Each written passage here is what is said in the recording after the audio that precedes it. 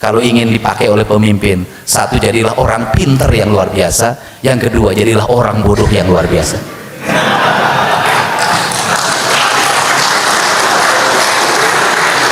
Orang pinter dipilih karena dia pinter, harus ditempatkan. Orang bodoh banget, udah tempatin aja karunya. Kenapa? Di Indonesia ada kalimat itu. Kenapa? Karena orang Indonesia ini, orang Nusantara, apalagi orang Sunda, yang makannya banyak sama genjer, kangkung. Karunya. Jangan pikir juga komandan jenderal yang Batak ini tidak punya rasa kasihan. Kasihan juga. Kenapa? Saya tidak tahu karakter orang Batak. Tahu. Sehebat apapun dia di depan pasukannya, sehebat apapun di depan jaringannya, tapi ketika istrinya berteriak, "Hai Pak, pulanglah ke rumah, jangan lama-lama." Ya mah.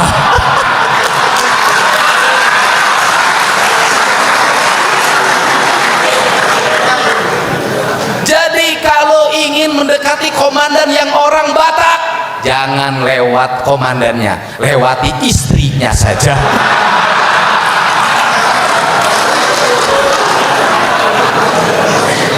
Makanya dalam dunia birokrasi yang punya istri, banyakan ngirim parcel, bukan lewat bapaknya, lewat istrinya. Dia gagah di depan lapangan apel, tapi dia lemah di tempat tidur, Pak. Makanya pemimpin itu tidak boleh beristri.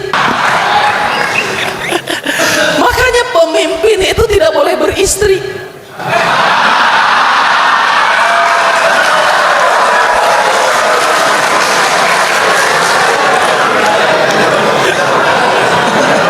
Tadi ini jenderal kita ini ngomong nggak berani dia. KDM Bapak Aing, KDM Bapak Aing. Orang bilang Bapak Aing, lah Pak, udahlah ngomong. KDM adalah Kang Duda Merana.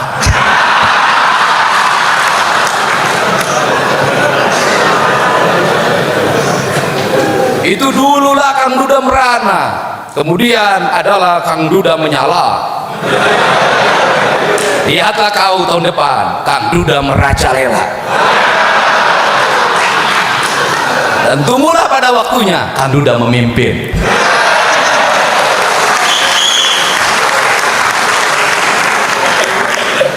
Di belakang, mudah-mudahan kelihatan, siapa tuh nasibnya bagus. Nah, ini kan prinsip-prinsip dasar itu, Pak.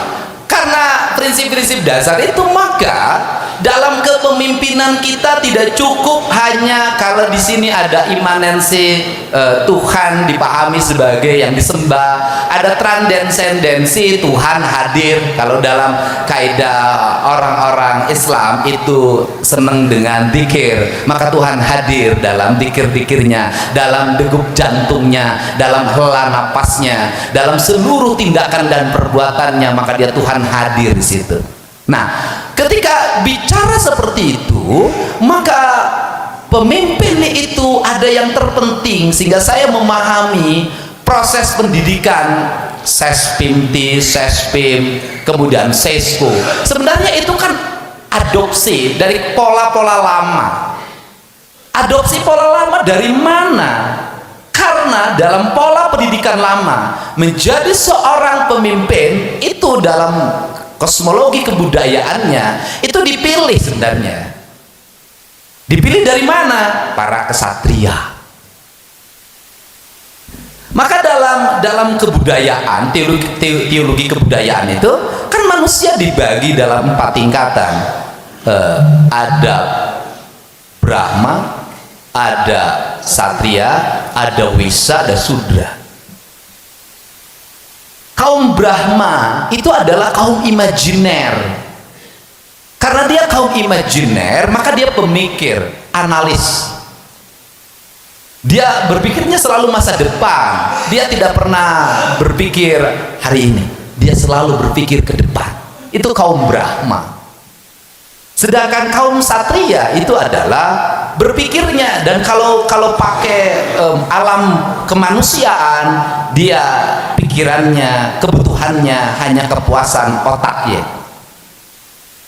Kemudian yang kedua itu adalah kaum Satria. Kaum Satria itu yang mendialektikakan antara otak dengan hati. maka dia berpikir adalah hari ini dan ke depan.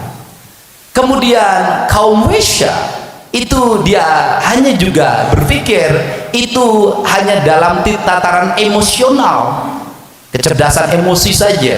Dia hanya berpikir hari ini saja. Kemudian dan takarannya dirasa itu. Kemudian yang berikutnya adalah sudra. Sudra itu kebahagiaannya cuma di dua. Ini mohon maaf orang Sunda, di mulut dan di kanjut.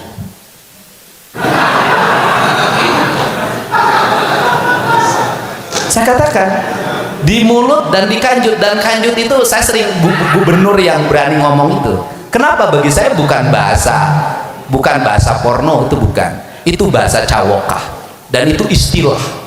Ada kanjut di Nutarang, itu artinya dia pemalu. Kanjut di Napunduk artinya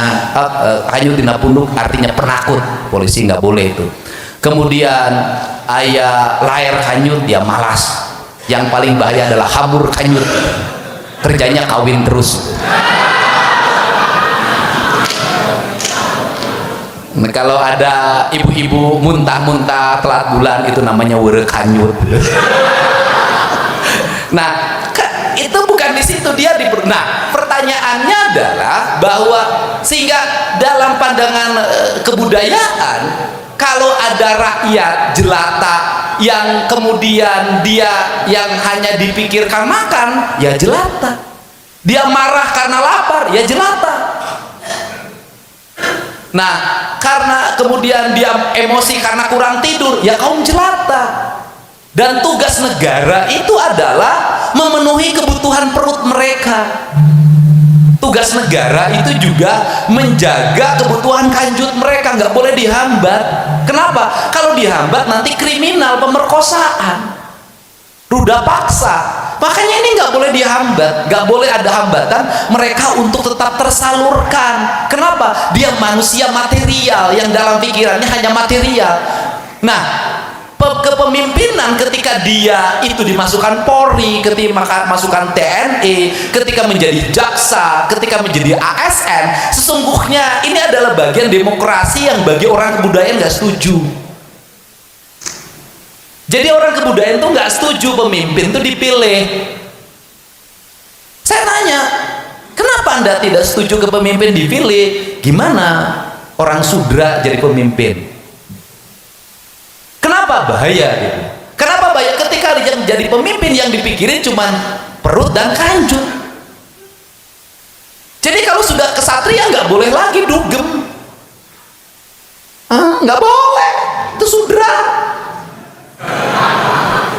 Ini bahaya, nggak boleh Pak. Apalagi sudah sespinti, nggak boleh.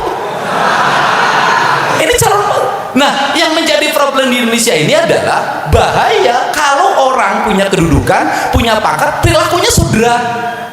Kebahagiaannya itu hanya perut dan kanjut, bahaya. Maka saya nggak boleh ada bintang 1 digerebek sama satpol, lagi sama LC di tempat hiburan, bahaya. Yang bahaya itu bukan menghadapi pimpinannya, menghadapi istrinya, itu bahaya. Aliran itu. Dibanding saya harus baca teks, dibanding saya harus terlalu banyak mendengarkan orang, saya dengarkan nanti di rumah. Tapi di sini saya harus menerima apa? Menerima seluruh atmosfer ini. Maka dalam dunia penyidikan, bagi kaum para penyidik, seringkali petunjuk itu tidak hanya datang dari teknologi. Seringkali petunjuk itu datang dari alam dan datang dari rasa.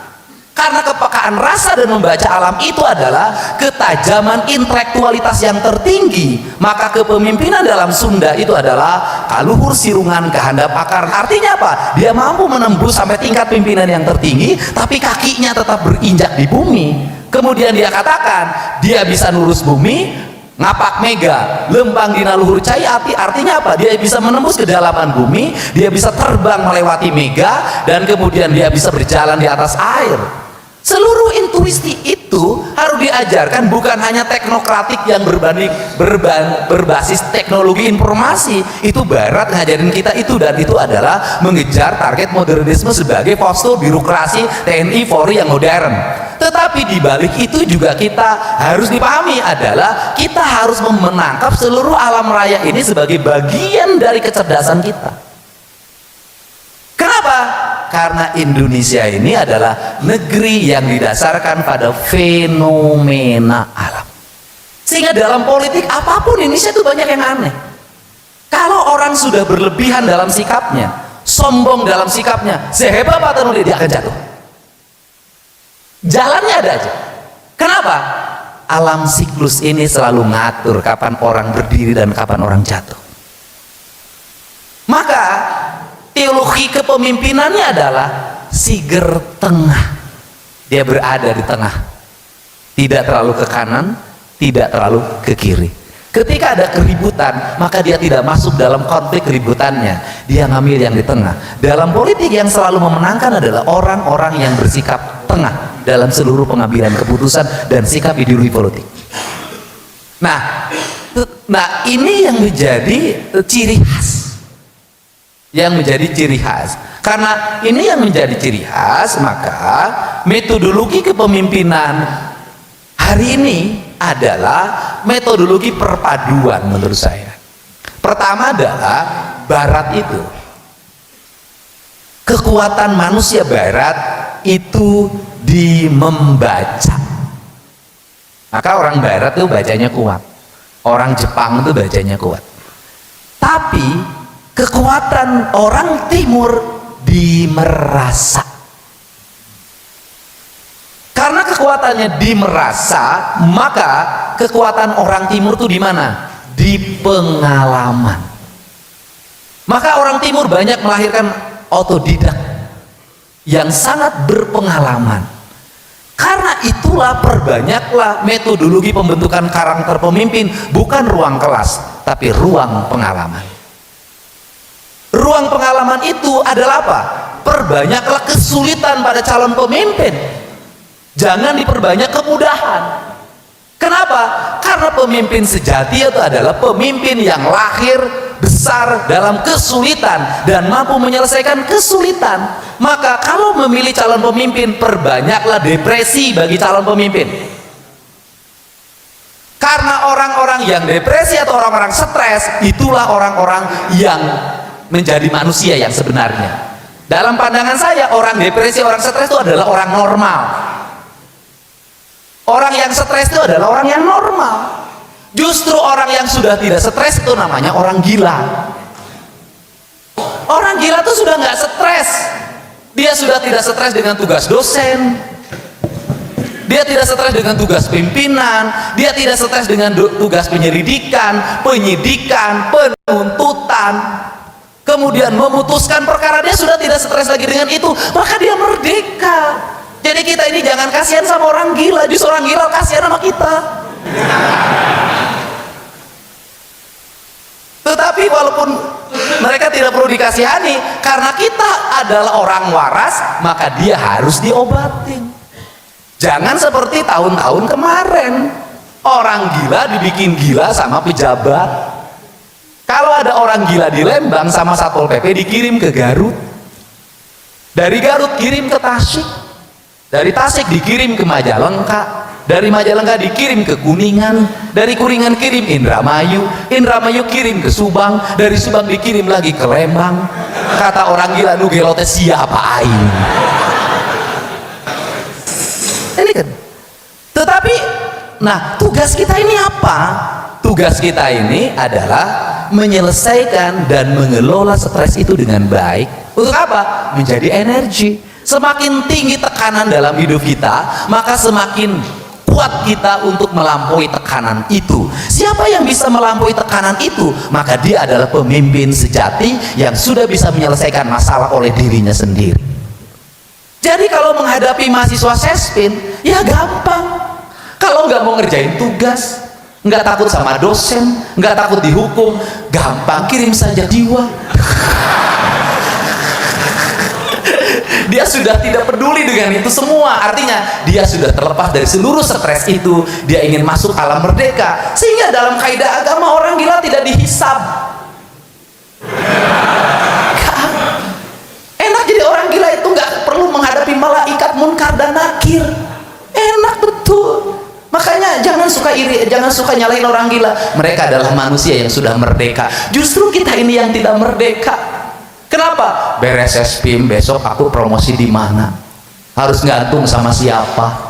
Siapa yang aku harus temuin? Setiap ketemu orang takut dimutasi. Janganlah jadi orang yang stres seperti itu. Kenapa? Karena nasib hidup manusia ada Tuhan yang mengaturnya. Berbuatlah yang terbaik bagi kepentingan bangsa dan negara.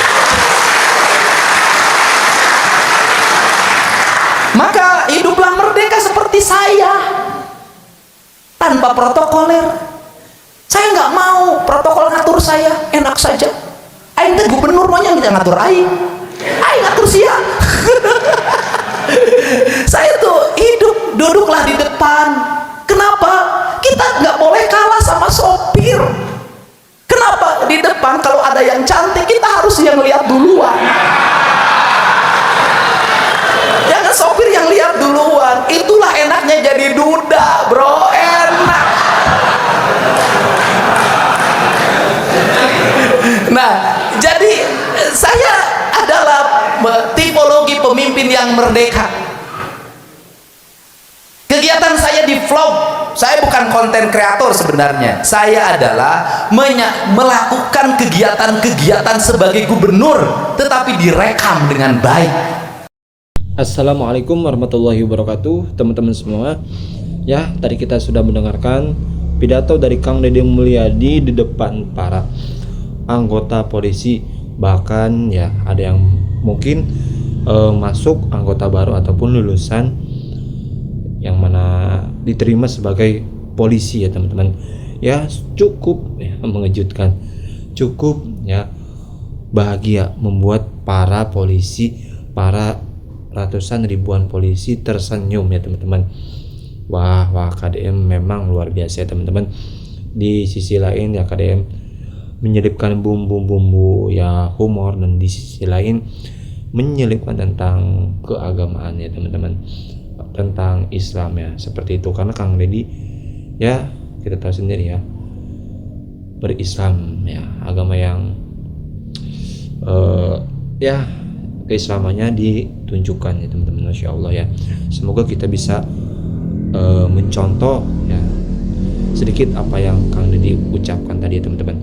Oke, itu dia pidato dari Kang Deddy. Semoga teman-teman semua dimanapun berada sehat selalu. Terima kasih yang sudah nonton, semoga sukses, semoga sehat selalu. Sampai berjumpa di next video. Assalamualaikum warahmatullahi wabarakatuh.